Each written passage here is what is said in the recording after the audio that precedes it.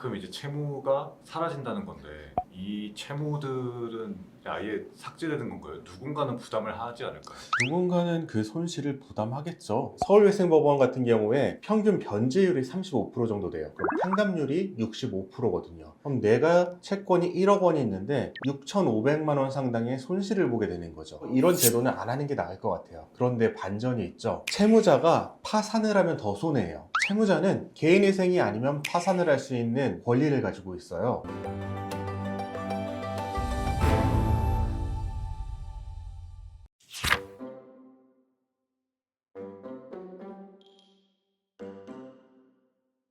항상 개인회생 역대급 신청한다 이렇게 계속 네. 뉴스가 나오고 영상으로 찍고 있잖아요. 네. 그만큼 이제 채무가 사라진다는 건데 이 채무들은 아예 삭제되는 건가요? 누군가는 부담을 하지 않을까요? 누군가는 그 손실을 부담하겠죠. 돈이 사라진다는 게 아니라 채권이 사라지는 거니까 누군가가 채권 금액 상당하게 손해를 입게 되겠죠. 가장 손해를 본 사람이 누군가요? 우선은 직접적인 손해를 보는 사람과 간접적인 손해를 보는 사람으로 나눌 수 있는데, 가장 먼저 생각할 수 있는 첫 번째는 금융기관 채권자죠. 금융기관 채권자는 자기가 원하지도 않고 동의도 안 했는데 법원이 결정을 내려서 나의 채무를 탕감을 시켜버리니까, 서울외생법원 같은 경우에 평균 변제율이 35% 정도 돼요. 그럼 탕감률이 65%거든요. 그럼 내가 채권이 1억 원이 있는데 6,500만 원 상당의 손실을 보게 되는 거죠. 금융기관 채권자가 가장 직접적으로 손해를 보게 되겠고요. 그 다음으로는 개인 채권자도 손해를 보죠. 돈을 빌려주는 사람은 금융기관일 수도 있지만 지인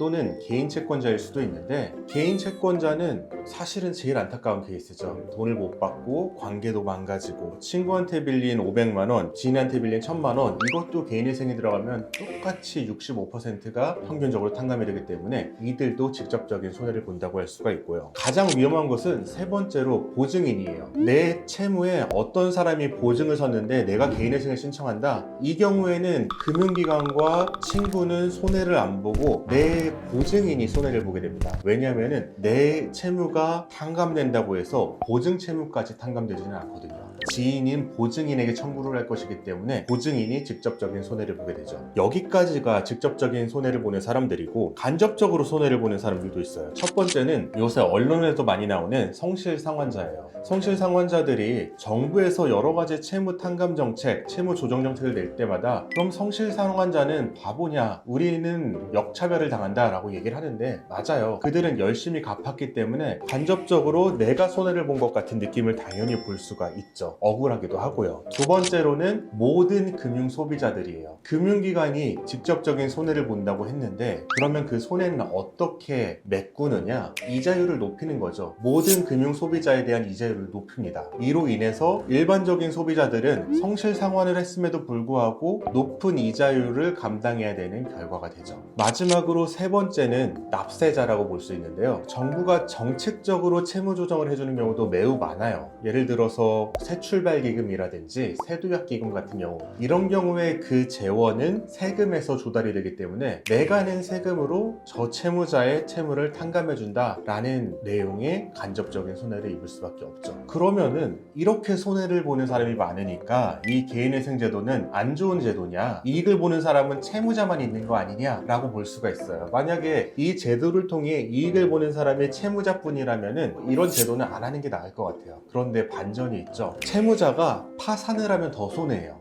채무자는 개인회생이 아니면 파산을 할 수 있는 권리를 가지고 있어요. 채무자가 파산을 하면은 아까 1억 원 중에 3,500만 원도 못 받습니다. 금융기관은 더 큰 손해를 보게 되고요. 금융사는 두 번째로 이 모든 손해를 알고 미리 대손충당금이라고 받지 못할 금액에 대해서도 재정 계획을 다 세워놨습니다. 그 안에서 위험률을 계산해서 이자도 산정을 하고요. 다 계산된 범위 내에서의 손실이기 때문에 금융기관도 자신의 이익을 충분히 챙기고 있다라고 볼 수가 있고, 마지막으로 제일 중요한 건데, 사회 전체적으로 보면은 한 사람이 신용 불량이 돼서 사회에서 일을 안 하는 것보다 그 사람이 이 제도를 통해서 일을 하고 또한 세금을 내고 결혼을 하고 가정을 꾸리고 또 자녀도 낳고 이렇게 정상적인 사회활동을 하는 것이 사회 전체적인 입장에서는 더 이득이다. 이것이 모든 경제학자들 사이에 일반적으로 합의가 되었기 때문에 법적으로 개인회생 제도가 지금까지 여러 나라에서 안에서 유지가 될 수 있다고 볼 수 있습니다.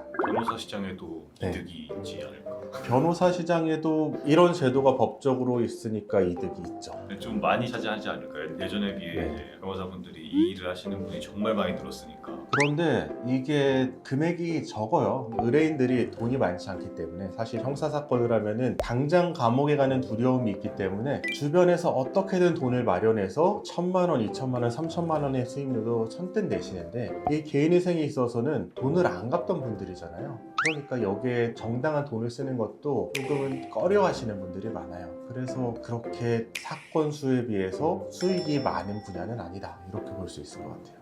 영상 끝까지 시청해 주시고 구독과 좋아요, 알림 설정, 댓글 부탁드립니다. 댓글 남겨주신 분께 추첨을 통해서 이 책을 보내드리고 있으니 자세한 참여 방법은 고정 댓글을 참고해 주세요.